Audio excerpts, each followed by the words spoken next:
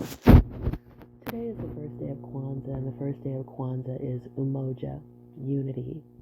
And that's been defined in many ways: oneness, a lack of division, togetherness, harmony, accord. And I think that sometimes there is a misconception in my mind about what unity is. Some people think that unity means that people never argue, there's never a disagreement, they agree on everything. I've even seen memes where people will say, if you meet your soulmate, it's going to be peaches and cream from that point on, and that person's going to understand everything about you, and you won't even have to explain yourself to that person because they're going to be so in tune with you. And I really think that those kind of memes are based in romance novels and not reality.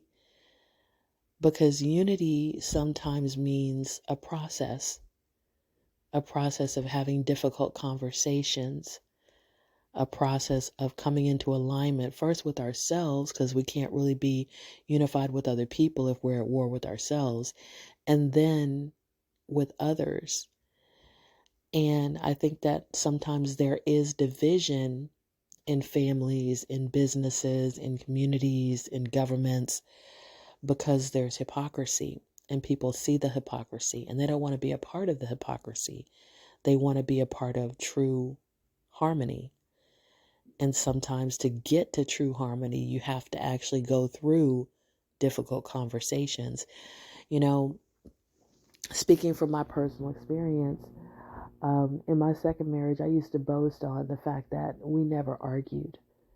And I felt that we never argued because when we first got together, we had these really, really deep conversations and we really planned out our lives together. And we talked about everything that could happen and all the things that we saw happening as potential problems. And we kind of staked out a plan of action.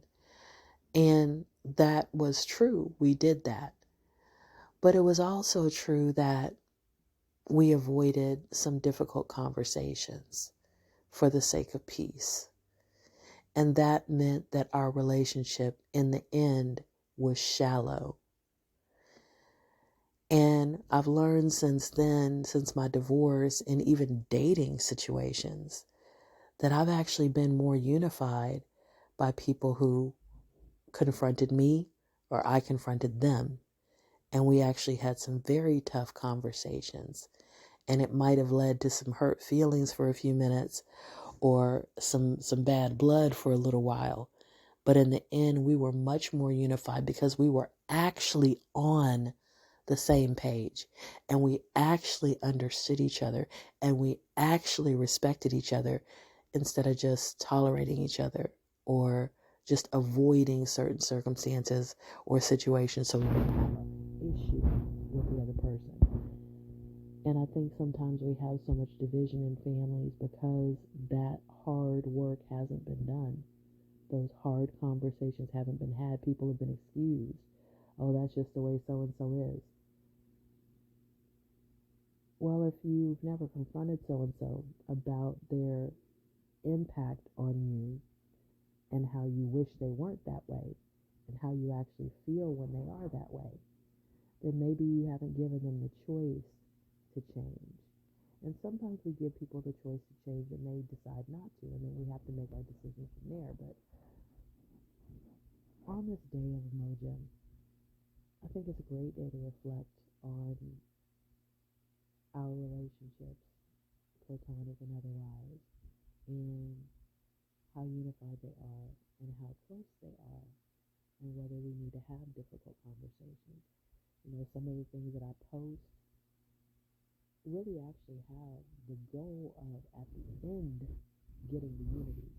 But during the interim, it might be a difficult conversation. It might be a touchy subject. It might be a controversial subject.